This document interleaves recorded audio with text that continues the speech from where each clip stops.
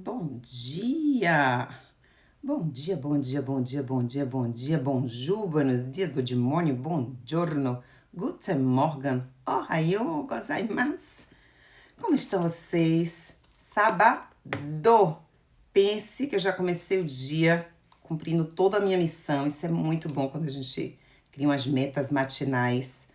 E aí você fica meio que liberado, ainda tem muita coisa para fazer, mas já cumpri minha missão aqui no comecinho do sábado e isso te libera para curtir mais seu final de semana. Então é interessante quando a gente é bem objetivo. Vocês sabem que eu saí com os amigos e eu estava conversando muito sobre gerenciamento de tempo, né?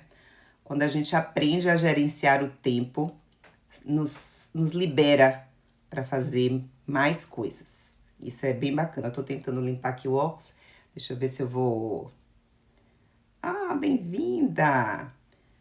Hoje a gente vai falar de catarata e glaucoma. Glaucoma e catarata. A gente já falou algumas vezes sobre esse assunto, mas cabe muito. Tô um pouquinho preocupada com a situação. Bom dia, Kelly. Deixa eu aproveitar para chamar aqui umas pessoas. Bora acordar esse povo, né? Vamos acordar, fazer uma live bem objetiva. Exatamente por causa dessa questão do nosso tempo. A gente precisa valorizar o nosso tempo e o tempo das pessoas. Isso é muito importante. E lembrar que o tempo ele é muito democrático, porque ele é o mesmo para todos, né? Todo mundo, independente de raça, de idade, de condição social, todos nós só temos 24 horas. Não tem mágica. Você pode ser rico, arquibilionário. Quantas horas você tem no dia? 24 horas. Então, ainda não conseguiram burlar esse sistema. Então, a gente tem que aprender a otimizar nosso dia e valorizar o tempo das pessoas. Deixa eu ver se eu faço live. Meu óculos tá sujo, gente. Tô parecendo meus pacientes que chegam no consultório porque eu peço o óculos. Ai, tá tão sujo, doutora. Deixa eu botar aqui nosso tema. Botar catarata. Vou botar um xizinho, né? Peraí. E glaucoma. Primeiro vamos pensar. Eu quero muito que vocês colaborem. Colaborem não. Perguntem, tirem dúvidas, porque eu consigo direcionar. Gente, é gente que madruga, hein? Peraí que eu vou tirar que o óculos tá horrível. Vergonha, isso não é oftalmologista com óculos sujo, gente. Acontece. Eu fui tentar...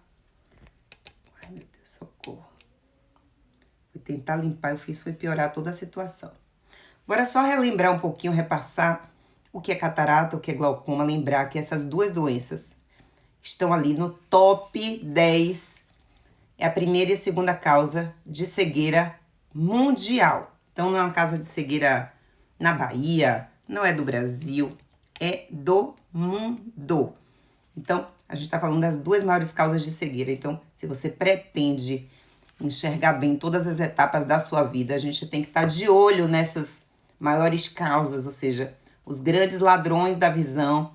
E a gente precisa estar atento a isso se a gente pretende envelhecer enxergando. E a visão é o sentido que mais nos conecta com o mundo, né? E a ausência da visão pode antecipar a nossa ida, porque aumenta muito a chance de depressão, de queda, de acidente. Então, realmente, a gente tem que valorizar cada vez mais nossa visão. E à medida que a gente consegue ter esse olhar, o que está causando? O que tira mais a visão das pessoas? Quais são as causas mais importantes? E eu identifico aquilo. Se eu focar naquilo, o que está fazendo as pessoas cegarem, eu diminuo a quantidade de cegueira e melhoro a qualidade de vida dessas pessoas. Então, a catarata é uma opacificação do cristalino. Gente, esse olho ele é muito lindo, mas ele não é nada prático para eu mostrar. Bora lá, deixa eu tentar. Olho. A gente tem transparente, que é o vidro. Imagine um relógio. Você tá vendo lá o coloridinho marrom. No centro é a pupila. Em cima tem um vidro transparente, que é onde a gente coloca a lente de contato, por exemplo. Na hora de desmontar aqui, que é um baba. Meu olhinho do consultório, ele não é tão bonito, mas ele é infinitamente mais prático. Então, bora lá. Olho de novo, olhando ele de bandinha. Pô, ficou legal essa imagem aqui na lateral, ó, colorido. Isso é muito interessante. Observe que existe um espaço entre o colorido, entre o transparente, desculpa, e o colorido. Nesse espaço flui líquido. E é nesse espaço onde o líquido do olho tem um ralo que vai controlar essa pressão, essa tensão dentro do olho quando eu falar de glaucoma, tá? Atrás de tudo isso aqui, ou seja, atrás da menininha dos olhos, aqui atrás, existe uma lente aqui, que é o cristalino. E como o nome diz, ela deveria ser cristalina, transparente. Quando o cristalino deixa de ser cristalino e ele perde essa transparência, a gente dá o nome de catarata. Principal causa de cegueira reversível, ou seja, opera. Como é que é a cirurgia da catarata? A gente, olho de frente, ó, ela tá aqui atrás, então a gente vai retirar através de uma técnica onde a gente faz aberturas cada vez menores. Então, do ponto de vista técnico cirúrgico, a cirurgia de catarata é incrível. A gente tira, mas o fato de ser incrível não precisa fazer, entende, gente? Isso eu vou focar muito nisso aqui. A gente evolui, mas não precisa tirar cristalino das pessoas. A gente quer o quê? Preservar o nosso. Bota isso na cabeça. O que veio de fábrica é melhor do que qualquer peça que a gente coloque, certo? O de fábrica é sempre melhor. Agora, a gente precisa o quê? Conservar. Se o de fábrica deu problema, eu preciso trocar. Ótimo, a medicina veio para isso, evoluiu, tecnicamente incrível. Quando eu aprendi a operar catarata, olha, não tô tão velha assim. A gente fazia uma abertura aqui em cima, enorme, quase, não era 180 graus, mas bem grande aqui em cima, para que essa lente saísse inteira. E depois a gente colocava uma lente e dava um monte de ponto. Hoje a gente faz umas aberturinhas bem pequenininhas, uma aqui em cima, uma na lateral. Não dá ponto. Raramente, eventualmente, pode acontecer de precisar ampliar um pouquinho, mas normalmente a cirurgia sem pontos. A gente aspira esse conteúdo, tirou e coloca uma lente. A lente é assim grandona, só que a tecnologia fez com que a gente conseguisse colocar ela dentro de uns injetores e ela vai dobradinha, ela se abre dentro do olho. Então, tecnicamente, a cirurgia belíssima. É uma cirurgia muito linda. Sou muito apaixonada pela cirurgia, tecnicamente, a cirurgia de catarata, certo? Então, essa é a catarata.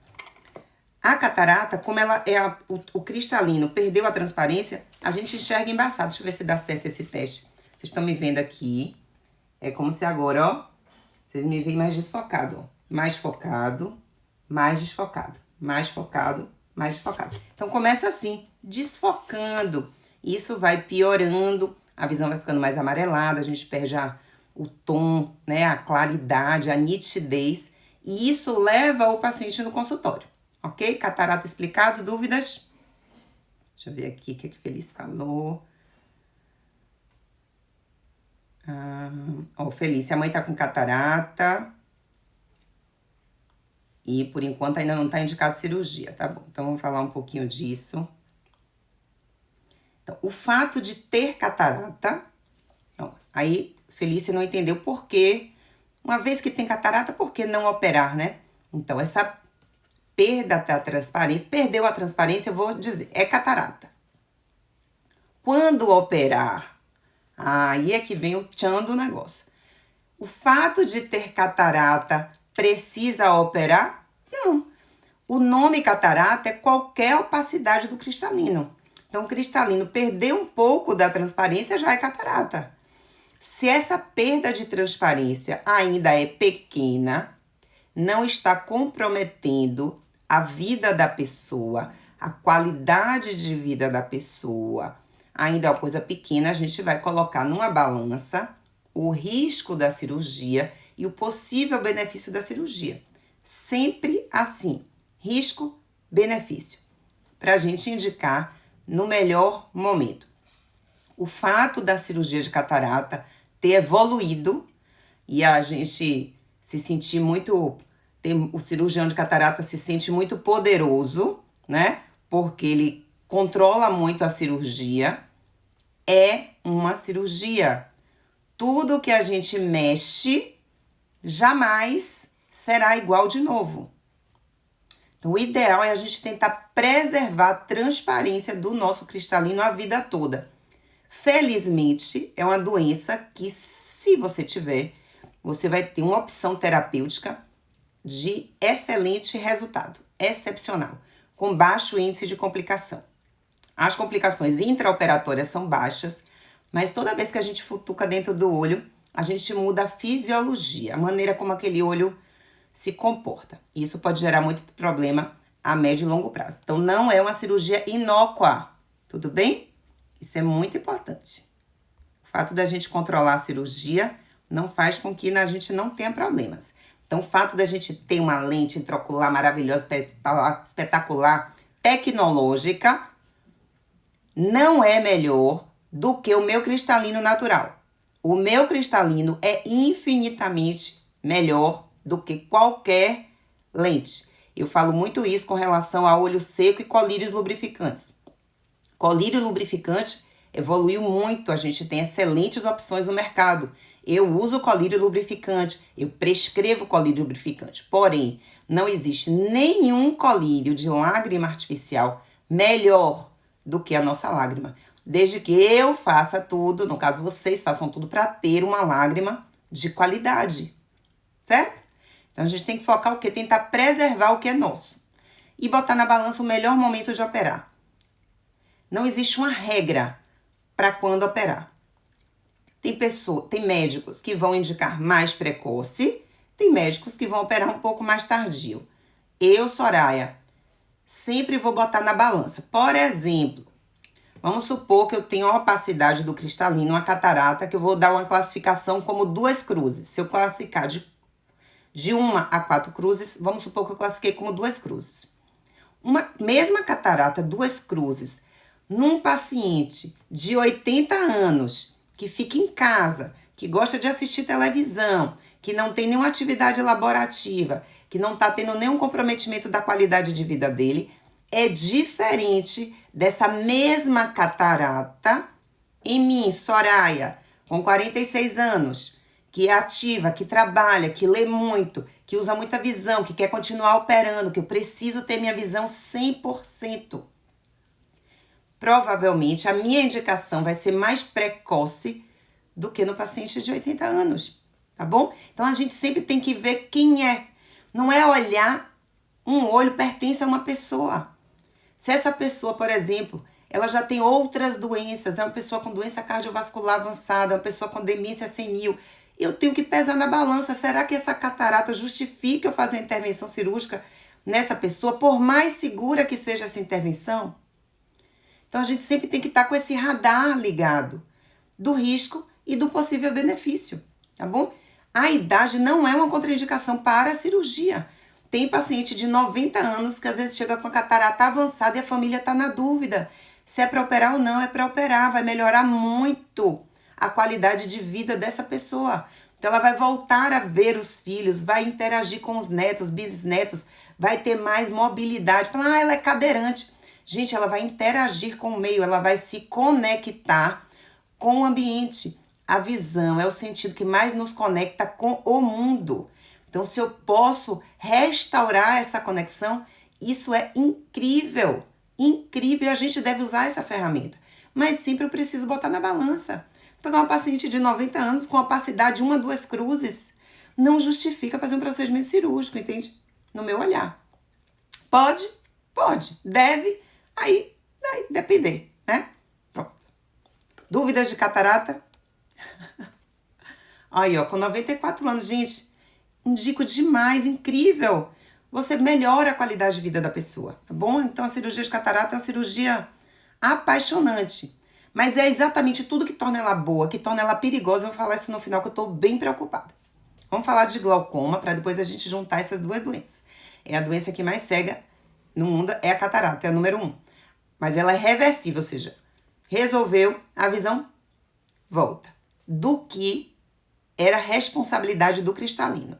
Então, o que da visão se perdeu por conta do cristalino, vai restaurar.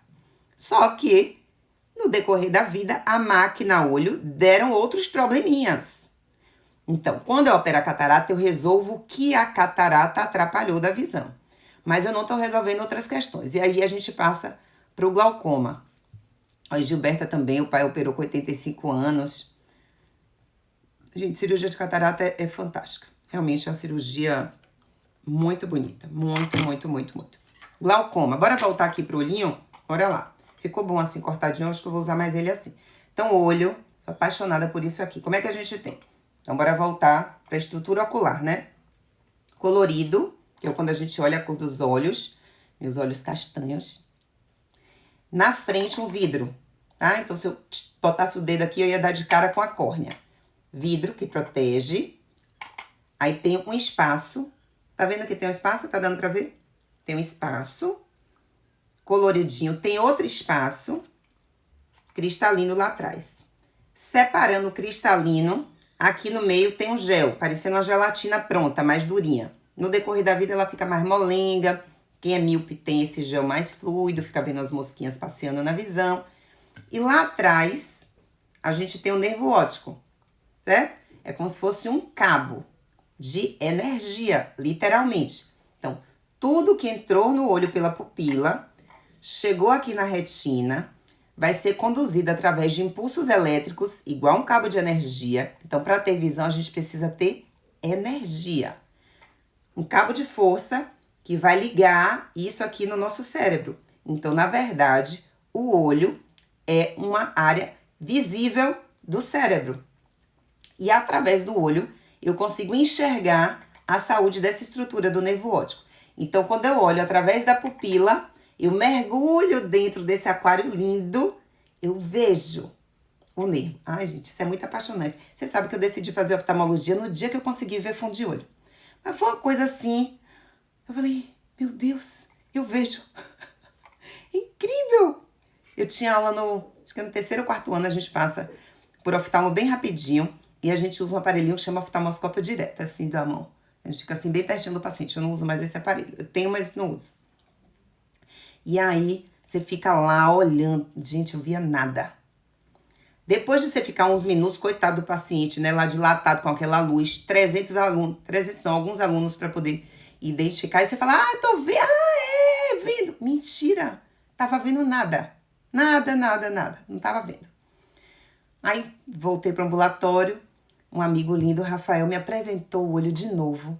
Gente, no dia que eu vi olho, eu falei, nossa, que mundo, que universo incrível. É um mergulho assim.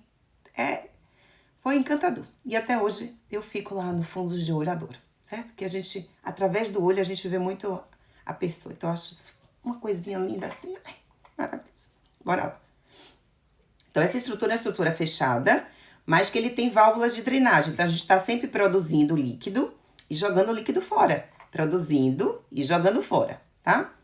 Quando há um entupimento, não tá funcionando bem. Essa força vital não tá indo. Essa máquina de fazer esse líquido escoar não tá funcionando adequadamente. Então, essa pressão sobe.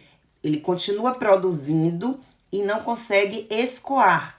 Então, há uma tensão que vai pressionando todas as estruturas oculares. E o nervo óptico, o nervo é uma estrutura muito sensível, não aguenta sofrimento. Então, ele começa a modificar a sua estrutura e reduzir a sua função, que é conduzir o estímulo elétrico que chega na retina até o cérebro e do cérebro voltar para o olho. Gostaram dessa explicação? Eu curti, hein? Bora lá. Gente, a gente vê a alma, adoro. Sou apaixonada por olho, realmente. Ai, meu Deus. Pronto. Então, o que é o glaucoma? A pressão sobe por um problema nessa drenagem, certo? O líquido não tá indo bacana, existem várias causas para esse líquido não funcionar bem. Aumenta essa tensão, empurra essa estrutura. Imagine, vamos aqui, outro exemplo. Imagine aqui aqui. Então, eu fico apertando. Se eu der só um apertinho aqui, ele não vai ficar marcado. Quanto tempo eu vou ficar com o dedo aqui apertado, apertando, apertando, apertando, apertando. Quando eu soltar, isso aqui vai começar a ficar machucado. Vai machucando e vai mudando sua estrutura. E vai perdendo a sua função. Lentamente, o nervo vai se ajustando.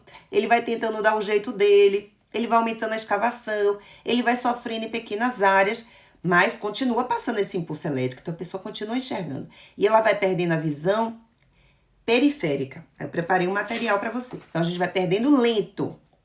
Lento. E como é lento, a gente não se dá conta. A gente não percebe. Porque uma coisa, se você está enxergando aqui, tudo bem, e de repente você não me enxerga mais. Aí você, ai meu Deus, eu estava enxergando, a visão sumiu. Aí você corre desesperado para ver o que está acontecendo. Mas quando esse processo, ele é lento e a gente vai diminuindo, a gente vai se adaptando. A gente é capaz de se adaptar a tudo, inclusive as coisas ruins. Né? A gente vai se adaptando e se a gente não estiver muito atento, a gente vai perdendo a nossa liberdade e a gente não se dá conta. Aí às vezes quando acorda para a vida, já foi, né? O glaucoma já roubou tudo. Então o que ele faz? Deixa eu ver se eu consigo aqui. Deixa eu ver se vocês conseguem. Olha só. Eu queria botar aqui assim. Vocês estão me vendo pelo buraquinho? Então, ó meu olhinho lá. Então, quem enxerga com glaucoma, enxerga assim, ó. Vocês estão me vendo, mas vocês estão vendo só a prestação. Vocês podem ver uns pedacinhos, os pedacinhos, pedacinhos. O paciente com glaucoma enxerga assim, certo? Então, ele enxerga funilado, que ele perdeu muito. Esse funil não necessariamente é central. Às vezes, ele enxerga um pedaço mais para baixo, ele enxerga um pedaço mais para lateral, e ele vai se adaptando. Então, o paciente ele começa a se bater, ele começa a lentificar o seu andar, porque ele não tem uma sensação de espaço, a perda esse sentimento espacial, né? Então, é um andar bem característico do paciente com glaucoma avançado.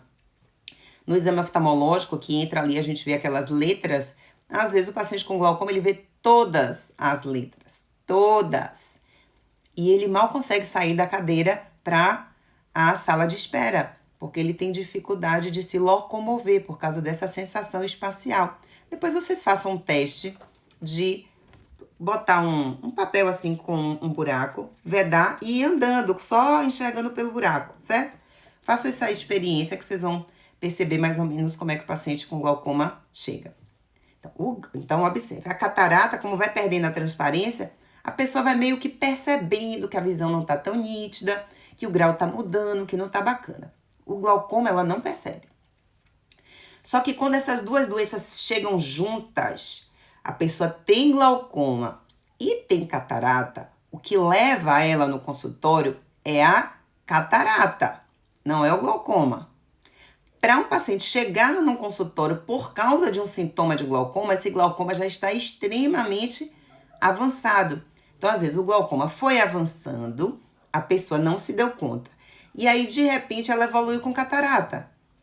O que vai levá-la no consultório é a catarata. E aí é o meu alerta de hoje. Quando catarata e glaucoma chegam juntos, e isso é extremamente comum. Todo paciente com catarata precisa ser triado para glaucoma. Precisa pensar em glaucoma. Precisa pensar em outras doenças oftalmológicas, principalmente relacionadas à idade. Então, se eu tenho catarata e eu tenho um paciente diabético e ele já tem retinopatia diabética, é uma conduta diferente de um paciente de catarata que não tem retinopatia diabética. Um paciente de catarata e tem glaucoma é diferente de um paciente que não tem glaucoma. Paciente com catarata e degeneração macular relacionada à idade é diferente de um paciente sem degeneração macular relacionada à idade. Quando a gente dá o diagnóstico de tudo e a gente cria uma estratégia de tratamento, a chance de sucesso é muito alta.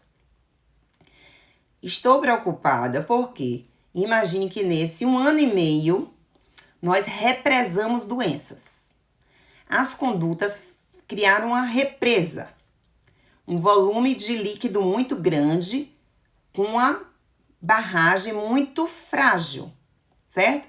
Então, muitas doenças foram represadas. Para cuidar de uma única doença, nós represamos todas as outras doenças, inclusive as doenças oftalmológicas, porque oftalmologia não é urgência na maioria das vezes. É considerado um sintoma eletivo. Então, apesar da visão ser o sentido que mais nos conecta com o mundo, Dificilmente alguém acha que tem urgência de ir no consultório oftalmológico, a não ser que o olho esteja vermelho, uma dor, caiu alguma coisa, a visão baixou agudamente. Ela não se sente nesse movimento de preciso ir lá cuidar logo. Posso esperar, mas a doença já existia. Ela está só represada. Essa represa vai romper. Ok? Vai romper. O que vai acontecer? Para dar vazão a essa enxurrada de pacientes que ficaram represados, sem tratamento, sem acesso, porque além da pessoa não querer se deslocar, os serviços que ofereciam esse atendimento também passaram a não atender, principalmente os serviços públicos. Então, para resolver essa demanda, vocês vão começar a observar um movimento de mutirões de doença. Mutirão de catarata, mutirão de retinopatia diabética, mutirão de glaucoma, mutirões. Para tentar dar vazão, ou seja, a comportar essa represa que vai estourar. Se um paciente tem glaucoma e tem catarata e eu faço uma triagem para a catarata, eu vou identificar a catarata. Uma triagem para catarata não está interessado em glaucoma. Ele quer saber quem tem catarata e quem vai operar de catarata. E aí esse paciente ele vai operar de catarata. E ele vai ter a cirurgia dele muito bem sucedida. A cirurgia vai funcionar, porque graças a Deus, tecnicamente falando, os cirurgiões de catarata são excepcionais. Então a gente tem um nível de treinamento muito bom. Então, como regra geral, nós estamos muito bem servidos dos cirurgiões de catarata. Então, tanto pelo SUS, quanto particular, quanto convênio, a gente tem muito cirurgião muito bom. E normalmente quem opera em mutirão tem muita habilidade. Então, eles desenvolvem uma alta habilidade técnica de operar catarata. A cirurgia vai ficar massa. Só que o que acontece? O que levou o paciente para o consultório e para o mutirão foi a baixa de visão pela catarata. Só que não é a catarata que vai cegá-lo. O que vai cegá-lo é o glaucoma. E se alguém opera de catarata sem saber que tem glaucoma, sem ser adequadamente conduzido por glaucoma, ele vai retornar pouco tempo depois, e pouco tempo depois para uma pessoa que é longeva. Se você volta 1 ano depois, 2 anos depois, cego, irreversível, por causa do glaucoma. Porque ele perdeu a oportunidade de ter o diagnóstico da doença que cega na hora certa. Então, por favor, muita atenção à indicação da cirurgia de catarata. Paciente que opera catarata fica feliz e não quer voltar mais no consultório, porque ele não sente necessidade, porque ele tá bem, porque ele tá enxergando, porque ele tá feliz, porque ele voltou a se conectar com as pessoas que ele não estava se conectando mais, porque o óculos ficou massa. E ele volta um tempo depois com o glaucoma avançado. Então, estou muito preocupada com esse movimento que eu acredito que vai acontecer. E vai acontecer para a oftalmologia e provavelmente vai acontecer para muitas outras coisas, tá? Então, as cirurgias, elas, mais do que tecnicamente eu falar de alguma coisa, é o momento de indicar. É tentar dar um diagnóstico mais preciso de tudo que aquela pessoa tem que compromete a visão dela. Deixa eu ver o que vocês estão falando aqui. Vocês conseguiram entender isso? O sapo na panela, Felícia, é o que estamos vivendo, né? Aumentando a temperatura lentamente. Vocês já viram essa analogia do sapo na panela, né? Quando a gente joga um sapo na panela fervente, ele salta, ele não aguenta. É mais ou menos, né? Se vocês estão aqui, de repente, a imagem cai, você fala, socorro! Você corre para resolver, né? Mas se isso é um processo lento, então se você coloca um sapo numa panela de água fria e vai subindo essa temperatura lentamente, o sapo vai se adaptando. Daqui a pouco a água está fervendo e o sapo não consegue sair da panela. Nós somos assim, infelizmente. A gente tem que estar atento a isso, para perceber se a gente não tá num caldeirão e não tá conseguindo se movimentar, sair dali. Há um misto de conforto e desconforto e a gente vai ficando, né? Gilberta, oscilação da visão. Muitas causas da visão oscilar, né? A visão da gente pode oscilar não por doença, se a gente não dorme bem, se a gente está mais cansado, se a gente está mais estressado. Isso interfere muito na qualidade da nossa visão, da visão tá mais nítida ou não. Então, essa lubrificação, então, passa por coisas simples. Alterações na glicemia podem dar uma variação grande na visão. Então, quem tem diabetes, que faz uma oscilação glicêmica, pode ter momentos com a visão muito ruim, dias com a visão muito melhor. Então, a gente pode ter essa oscilação da visão. Precisa avaliar para ver o que é, principalmente quando já se tem outra doença, para a gente afastar outras causas. O que mais? Vamos lá. Rivas. Quem tem a espessura do globo ocular acima da média não vai ter glaucoma? Interessante sua pergunta, Rivas. Na verdade, existem alguns fatores. Então, vamos supor, um globo de 10 pessoas com a mesma pressão, certo? Então, 10 pessoas, bora botar com pressão de 22. Bora, todo mundo com 22. Tem olhos que com 22, por causa da sua configuração, sua resistência do nervo, a espessura da córnea, que é essa estrutura aqui da frente, que a gente vê pelo exame chamado paquimetria. 22 não faz mal nenhum para esse olho. Nem parece. Tá tranquilão. E tem outros que vão ter lesões diferentes. Tem um que vai estar com o nervo todo destruído, com esse mesmo 22, por ter estruturas mais frágeis, esclera mais fina, córnea mais fina, nervo mais frágil.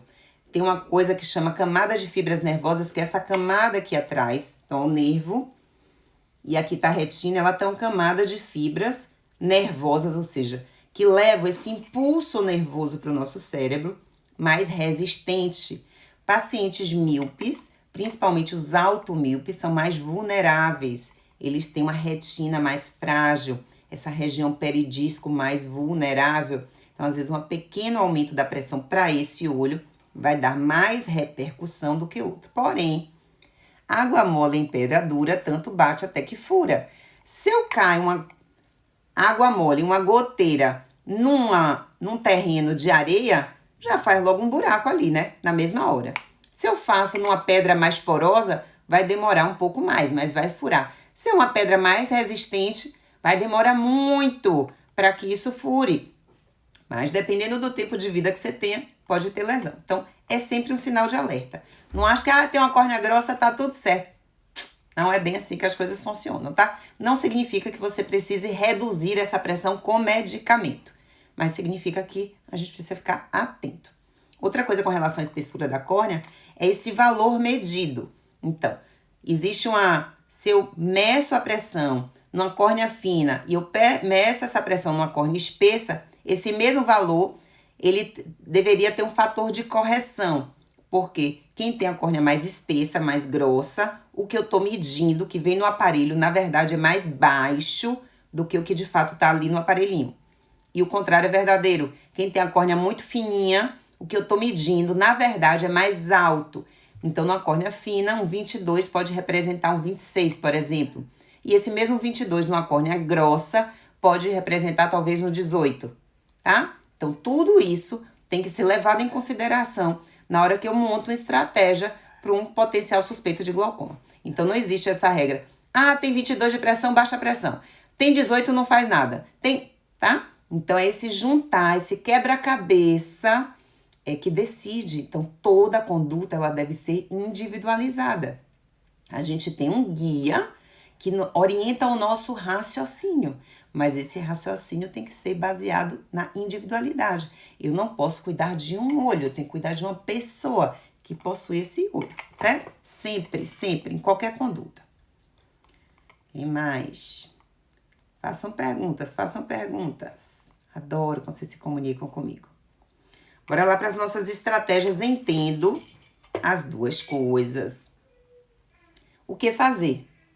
Então, a primeira coisa é ter um bom diagnóstico, né? Saber exatamente o que a gente tem. Uma outra coisa importante, quando se vai para um procedimento cirúrgico, lembra, a cirurgia de glaucoma, o objetivo da cirurgia de glaucoma é única e exclusivamente reduzir a pressão intraocular. Cirurgia de glaucoma não melhora a visão. Cirurgia de glaucoma reduz pressão. Ponto número 1. Então, falei isso na quarta-feira. Quem opera de glaucoma não pode ir para a cirurgia de glaucoma achando que vai sair da cirurgia enxergando mais. Não é esse o objetivo da cirurgia. Quem vai para a cirurgia de catarata, aí quer enxergar mais, né? Então, esse tem um resultado visual incrível e normalmente o resultado é rápido. Às vezes até no dia seguinte, dependendo do grau da catarata. Olha só, se meu cristalino tá só um pouco turvo e eu tiro, não vai ser uma diferença surreal. Vai melhorar o quê? Eu tô enxergando tudo, a pessoa não deixou de fazer nada por causa disso. Mas vai melhorar o quê? A qualidade de vida dela, o desempenho dela, as coisas que ela tava tendo dificuldade. Vai melhorar, mas não é uma coisa gritante, né? Mas se eu tenho um cristalino muito opaco, à medida que eu tiro isso... Deixa eu ver se esse aqui, ó, pacifica aqui. Olha só como vocês estão me vendo já turvo, mais embaçado, só porque eu coloquei uma lente, mas vocês estão me enxergando. Dá pra me ver, né? Vocês sabem que sou eu, vocês conseguem me identificar. Mas assim é melhor, né? Mais nítido, mais claro. Mas isso não é uma super diferença, ok? Com essa visão... Deixa eu tentar melhorar aqui, peraí. Ó, com essa visão... Dá para dirigir, por exemplo, dá para assistir um filme. Talvez não consiga ver a legenda, mas imagine que se isso foi progressivo, vocês vão conseguir fazer as coisas de vocês, vai pedir de cozinhar, não vai atrapalhar tanto, né? Quando limpa, dá aquela... Mas quanto mais opaco, mais a pessoa... Uau! Melhorou muito, né? É uma cirurgia que dá um grau de satisfação para o paciente e para o médico que opera incrível. Por isso que a gente indica tanto, né? Eu sou mais resistente nas indicações, porque eu gosto de um paciente bem triado e bem orientado. E eu vou te contar, mesmo com boa orientação, ainda dá ruim. Porque, não sei, o ser humano ele quer essa facilidade. Então, você fala uma coisa, aí ele entende. Mas ele quer outra. Aí ele se apega ao que ele quer, entendeu? Eu falo, olha, isso aqui, vou te dar esse remédio.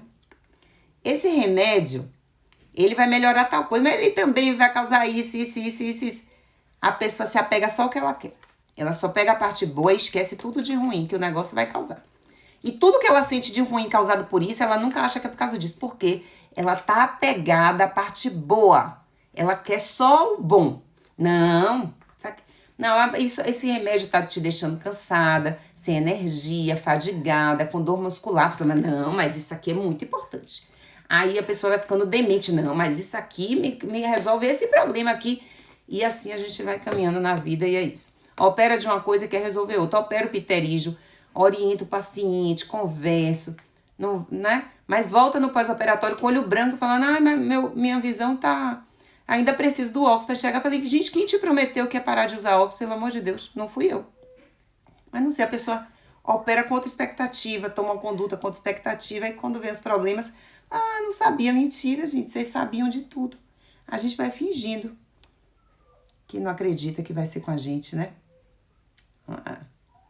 A gente planta, a gente colhe. Deixa eu ver aqui, Rivas perguntou, buraco de mácula é indício de que tem ou vai ter glaucoma? Zero relação entre buraco macular e glaucoma. Podemos marcar uma live só de buraco macular, mas para isso eu preciso trazer um especialista em retina, que apesar de eu amar fundo de olho, eu não sou especialista em retina, mas eu consigo fazer uma boa triagem. Você sabe que eu acho que a gente tem que resgatar os bons clínicos. A gente precisa mudar essa hierarquia da medicina, onde a gente tem muito subespecialista e pouco generalista, né? Acho que a gente precisa de mais generalistas. São essas pessoas que conseguem enxergar o todo, porque a gente consegue direcionar um pouquinho mais para o especialista quando necessário. Então, o especialista ele é muito importante, mas se a gente não tiver esse olhar do todo, a gente fica com 10 especialistas e ninguém tá olhando para você. Então, Fica um especializado na orelha, um no nariz, um na sobrancelha direita, outro na sobrancelha esquerda, um na boca, um no dente, um só no siso, outro só no canal, outro só no coração, e a gente fatia parecendo um açougue, e quando junta tudo não vira nada, né? E aí dá ruim. No olho a mesma coisa. Olha, gente, eu nem sei quantas especialidades oftalmológicas tem, mas a gente tem muita subespecialidade, porque o olho é um universo incrível, né? Então tem pessoas só em neurooftalmologia, só em catarata, só em córnea, só em refrativa, só em glaucoma, só em uveíte, só em estrabismo, só em plástico ocular, só em visão subnormal, só em retina, só em que mais? Esqueci alguma especialidade? Só em lente de contato, só... Gente, ou seja, cada um olha o seu e esquece o resto. E aí a gente não pode isso, né? Se a gente vai um olhar só para procurar uma coisa, a gente vai encontrar aquilo. E esquece todo o resto. Então, todo cuidado no paciente com catarata de fazer uma boa triagem. Pode ser que a sua indicação seja cirúrgica, não tem problema, desde que você saiba da outra doença. Porque, por exemplo, imagine que eu tenho a visão ideal 100%. Oi, Cris, beijo. Visão de 100%. Aí minha visão diminuiu 50% da visão. E você tem catarata, mas você tem que se perguntar no consultório, você é médico, né? Ok, ela tá com 50% da visão. Esse 50% da visão que foi perdida é por causa da catarata? Se esse 50% que perdeu é por causa da catarata, quando eu tirar a catarata, resolver esse problema, automaticamente eu vou restaurar praticamente 100% da minha visão, com as limitações de que um cristalino artificial não é igual a um transparente, enfim. Ou seja, eu vou ter uma melhora muito grande. Mas, se eu tô com 50% da minha visão e só 10% é por causa da catarata, eu tenho que ter só esse entendimento. Eu posso operar? Posso. Para melhorar 10%? Claro, muito. Mas eu tenho que saber que 40% do que eu perdi não tem relação com a catarata. A gente não pode prometer uma coisa que não vai poder entregar, entendeu? E às vezes esses 40% é do glaucoma, às vezes esses 40% é da degeneração macular. E isso não faz com que não tenha uma indicação boa da cirurgia de catarata, mas isso faz com que a gente cuide desse paciente de um jeito diferente, tanto no pré-operatório, no intraoperatório e principalmente no pós-operatório. O pós-operatório, para mim, é o mais problemático. Porque quando você resolve uma dor da pessoa, ela acha que o problema dela está resolvido. Então, quando eu tô com uma dor, por exemplo, eu tô com uma dor no ombro, e eu faço um bloqueio, eu tiro a dor, dá a sensação que o problema foi resolvido. Não, o problema não está resolvido, porque o problema não é a dor. A dor é o sintoma. Se eu tiro o sintoma, o problema continua lá. Então, é essa visão que a gente precisa ter na hora que a gente propõe uma intervenção, seja ela qual for. Então, meu alerta hoje é nessa junção entre catarata e glaucoma e a decisão do que fazer. Se eu vou operar só a catarata, se eu vou operar primeiro só o glaucoma, se eu vou fazer o que a gente chama de cirurgias combinadas, glaucoma e catarata no mesmo tempo cirúrgico, que é uma excelente opção para glaucomas avançados, dá um excelente resultado. Às vezes potencializa algumas intervenções. Então, por exemplo, se eu tenho uma catarata e tenho um glaucoma leve, moderado, e eu faço a cirurgia de catarata e faço implantes de drenagem, os MIGs, né? São implantes pequenininhos que a gente coloca dentro do olho, eu potencializo o resultado desse implante, sabe? Então, a decisão, isso aí é médica. Mas meu alerta para vocês é só isso. Cuidado com soluções rápidas, tá bom? Cuidado. A gente precisa priorizar o que vai cuidar. Então, fazer uma boa avaliação, não ter pressa.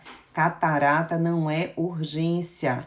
Catarata é uma cirurgia eletiva. É uma cirurgia que a gente se organiza, que a gente se programa, que a gente escolhe o bom momento, que a gente melhora essa pessoa. A gente vai ter um resultado infinitamente melhor. Então, não precisa ter pressa para operar. Você pode agilizar as coisas, mas assim, não, faça uma boa triagem, veja se é isso mesmo, se não tem outros fatores. Se você é diabético, primeiro controla seu diabetes, espera um pouquinho mais, já conviveu com essa baixa de visão tanto tempo.